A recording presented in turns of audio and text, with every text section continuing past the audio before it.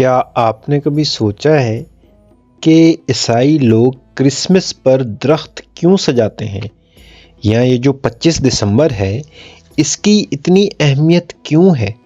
اس کا جواب شاید آپ کی توقع سے مختلف ہو۔ آئیے ہزاروں سال پرانی کہانی میں جھانکتے ہیں، جس کا تعلق قدیم حکمران نمرود سے ہے۔ سانتا کلاس اور قطبی ہرن یعنی جو ریڈینیئرز ہیں سے پہلے ایک اور کہانی تھی۔ کل کی جو میری ویڈیو تھی وہ سانتا کلاس کے بارے میں تھی، یہ ایک اور کہانی ہے، یہ ایک اور چیز ہے جو کرسمس کو لنک کر رہی ہے۔ وہ کہانی ہے طاقت کی، جنگ کی اور ایک درخت کی جو ابدی یعنی کہ ہمیشہ کی رہنے والی زندگی کی علامت تھا۔ یہ نمرود اور صنوبر کے درخت کی بھولی بسری کہانی ہے جو پہلے کبھی کسی نے نہیں سنی، جو آپ کی کرسمس کی سمجھ کو ہمیشہ کے لیے بدل دے گی۔ اگر میں آپ کو یہ بتاؤں کہ آپ کے کرسمس ٹری کی جڑیں حضرت نوح علیہ السلام کی اولاد کے درمیان ہونے والی ایک قدیم جنگ سے ملتی ہیں، طاقت کے لیے ایک لڑائی، ایک زبردست شکاری، ایک پراسرار دوبارہ سے پیدائش، پنرجنم، یہ نمرود اور دیودار درخت کی چھپی ہوئی کہانی ہے۔ کیا وجہ ہے؟ ہمیشہ برے رہنے والے درخت مختلف تہذیبوں میں اتنی طاقت رکھتے تھے۔ بابل سے لے کر آج کے کرسمس تک دیودار کے درخت میں ایک راز پوشیدہ ہے، اور یہ سب نمرود کی افسانوی کہانی سے شروع ہوتا ہے۔ کہ آپ سچائی کو دریافت کرنے کے لیے تیار ہیں؟ کیا کرسمس ٹری واقعی عیسائیت کی علامت ہے، یا اس کی جڑیں کچھ زیادہ پرانی ہیں؟ دیوتاؤں، بادشاہوں اور میسوپوٹامیہ کے دل سے آنے والی لازوال درختوں کی کہانی میں آئیے کرسمس کی بھولی بسری جڑوں کو دریافت کرنے کے ایک سفر پہ چلتے ہیں۔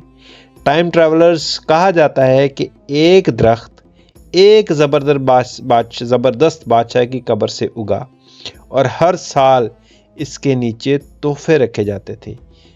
کیا یہ مانوس سا نہیں لگتا؟ یہ نمرود کی کہانی؟ نمرود کہاں سے آ گیا؟ قدیم بادشاہ جس کی کہانی کرسمس ٹری کی ابتدا سے ہوتی ہے۔ آئیے ٹائم ٹریولرز آج کی کہانی کی طرف چلتے ہیں۔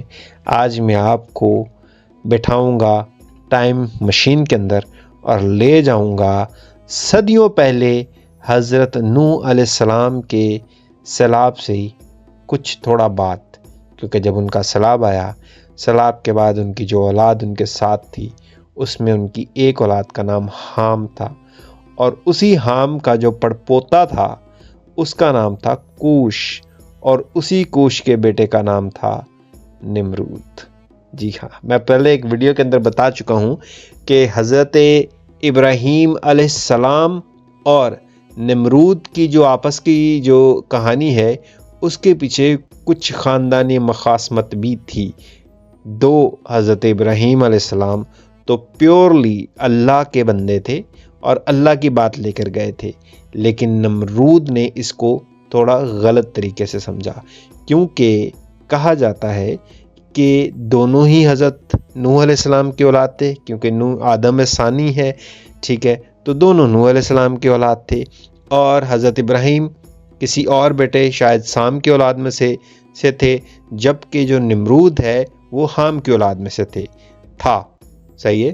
تو اب جیسے ہی نمرود جو تھا، یعنی کہ حام کے جو لوگ تھے، حام کی جو اولاد تھی وہ تھوڑی طاقتور تھی اور حکومت میں تھی، تو جیسے ہی ابراہیم علیہ السلام یعنی کہ دوسرے بیٹے کی اولاد نے جب اس کو چیلنج کیا اس کی حکومت کو، تو یہ ایک وہ جو ہوتا ہے نا شریکوں کی لڑائی، شریک پنجابی میں کہتے ہیں بہن بھائیوں کو، سگوں کو، ٹھیک ہے، یعنی کہ جائیداد میں جو شریک ہوتے ہیں، تو نوح نے اس کو یہ لیا کہ شاید ابراہیم علیہ السلام جو ہیں وہ طاقت کے بھوکے ہیں، کیونکہ ان کے خاندان میں طاقت نہیں گئی اور طاقت میرے خاندان میں آ گئی، تو ان کی جنگ لگ گئی، مطلب وہ اس کے لیے یہ وہ طاقت حاصل کرنا چاہ رہے ہیں، اس لیے نمرود کو بدنام کر رہے ہیں اور ایک جھوٹا خدا گھڑ لیا ہوا ہے۔ یہ میں بھی اسی طرح نمرود نے سوچا ہوگا، لیکن کہا جاتا ہے کہ یہ صرف ایک خدا اور شیطان کی جنگ کے علاوہ یہ ایک خاندانی مخاصمت بھی تھی جو نمرود نے لی تھی۔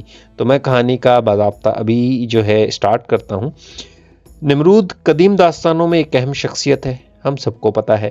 ویسے ایک لعنتی شخصیت بھی میں کہوں تو کوئی مسئلہ نہیں ہے، جس کی کہانی تاریخ اور پرانی جو بائبلک سٹوریز وغیرہ ہیں، ٹھیک ہے، جو قرآن کے اندر بھی آتی ہیں، ان دونوں کا حصہ رہی ہیں۔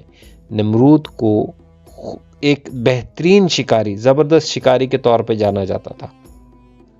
اس کا نسب میں نے پہلے بتا دیا، حضرت نوح کے پڑپوتے کے طور پہ سامنے آتا ہے۔ اچھا، یہ کوش کا بیٹا تھا۔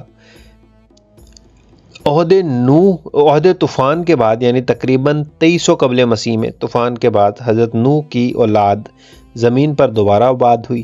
نمرود ایک غالب شخصیت کے طور پہ آتا ہے۔ نمرود نے بابل، ریخ، اکاد، کلنا کے شہر بنائے، جس کا ذکر پیدائش، ایک جو عیسائی مذہب کی کتاب ہے، پیدائش کی کتاب ہے، اس کے اندر بھی ہے۔ یہ شہر میسوپوٹامیہ کی ابتدائی بڑی تہذیبوں کی جو ہے اگوانی نمائندگی کرتا ہے۔ سیم کا تنازع، اب آ جاتے ہیں سیم کا تنازع۔ حضرت نوح کی اولاد میں علاقوں کی تقسیم کے نتیجے میں ایک تصادم ہوا تھا۔ نمرود اور حام کی نسل، نمرود جو ہے وہ حام کی نسل کی نمائندگی کرتا ہے، اور اسے ایک ایسا حکمران دکھایا گیا ہے جو اپنی برتری ثابت کرتا ہے۔ دیکھیں ابھی یہ وہی کنیکٹ ہو رہا ہے کہ پہلے سے ہی حضرت نوح کے بیٹوں میں زمین کو لے کر جنگ تھی، تو اب اس کے اندر جب نمرود کے اگینسٹ میں حضرت ابراہیم علیہ السلام آ کے کھڑے ہو جائیں گے، تو نمرود کو کہا جاتا ہے کہ اس نے اس کو حق و باطل کی جنگ کے بجائے اس کو یہ سوچا کہ یہ شاید وہی جنگ کا حصہ ہے جس کا بدلہ لینے کے لیے ابھی ابراہیم علیہ السلام آئے ہیں۔ یہ منظرنامہ میسوپوٹامیہ کی پرانی کہانیوں کا ہے، جیسے کہ کرونوس اور ٹائٹین کے درمیان میں ہونے والی جنگیں جو یونان اور رومی داستانوں میں بھی ملتی ہیں۔ ٹائٹینومچی جو ہیں، اس کو کہا جاتا ہے کہ یہ بھی حضرت نوح علیہ السلام کے پوتے یا پڑپوتے تھے۔ کوش کو کہا جاتا ہے ٹائٹینومچی، ٹھیک ہے، تو اس نے بھی کوئی جنگ لڑی تھی۔ میرے چینل پہ اس کی سٹوری موجود ہے اگر آپ سننا چاہیں تو۔ نمرود 25 دسمبر کو جو ہے 25 دسمبر اور صنوبر کے درخت کی کہانی۔ 25 دسمبر کو کرسمس سے پہلے کے تہواروں کے طور پر منایا جاتا تھا۔ کہا جاتا ہے کہ نمرود کی والدہ سیمرامس نے دعویٰ کیا کہ ایک صنوبر درخت مردہ درخت کے تنے سے اگا تھا، جو نمرود کی دوبارہ پیدائش کی علامت ہے، یعنی کہ اس کا پنرجنم ہے۔ یعنی نمرود جب مر گیا تو اس کی جو ماں تھی، اس نے ایک ایسے درخت کے پیچھے لوگوں کو لگا دیا جو ایک کٹے ہوئے درخت میں سے اگا تھا۔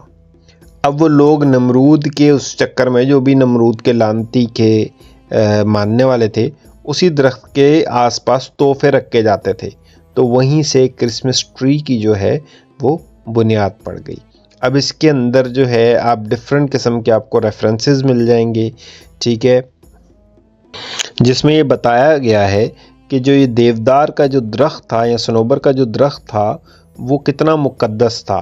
اس میں جو گلگمیش کی داستان ہے اس میں بھی کہا گیا، کہتے ہیں کہ حضرت سلمان علیہ السلام کے مندر کے اندر بھی جو ہے یہ دیودار کی لکڑی جو کہ خوشبودار تھی وہ استعمال ہوئی، اور بس پھر وہیں سے ایک روایت پڑی، اور چلتے چلتے یہاں تک آپ پہنچی کہ ابھی ہر کرسمس کا ایک لازمی جزو ہے، ایک لازمی حصہ ہے، جس کے اندر ایک درخت کے نیچے لوگ کچھ تحفے رکھتے ہیں۔ تو وہ بیسیکلی جو شروع ہوا تھا ایک کہانی کے مطابق، کہانی تو میں نے آپ کو کل بتائی تھی، ٹھیک ہے، ایک کہانی کے مطابق جو میں آج بتا رہا ہوں کہ یہ نمرود کے مرنے کے بعد اس کے ناک کے اندر مچھر گھس گیا تھا، اس نے اس کو تنگ کیا، اس کے بعد وہ لعنتی جب زمین کو اس نے اپنے بوجھ سے پاک کر دیا، ٹھیک ہے، تو پھر اس کی ماں نے یہ کہا کہ یہ جو کٹے ہوئے درخت میں سے ایک اور درخت نکلا ہے، تو بیسیکلی یہ نمرود کا پنرجنم ہے، دوبارہ سے جنم ہوا ہے۔ تو اس کے جو ماننے والے لعنتی تھے وہ اس کے نیچے کچھ چیزیں رکھ کر چلی جاتے تھے۔ تو آج کی سٹوری یہیں تک، یہی صرف بتانا تھا کہ آپ صرف کرسمس کو اس نظر سے نہ دیکھیں جس نظر سے باقی دنیا والے دیکھتے ہیں، بلکہ آپ کے پاس اور نظریں بھی ہونی چاہیے، اس سے ایسوسیٹڈ اور کہانیاں بھی آپ کو پتہ ہونے چاہیے۔ تو چلیں ملتے ہیں نیکسٹ سٹوری میں۔ آج تک کی سٹوری اتنی سی تھی، تھوڑی سی ہوتی ہے بٹ انفارمیٹیو اور آپ کو کنیکٹ کرتی ہے ماضی سے۔ نیکسٹ ویڈیو تک کے لیے مع السلامہ۔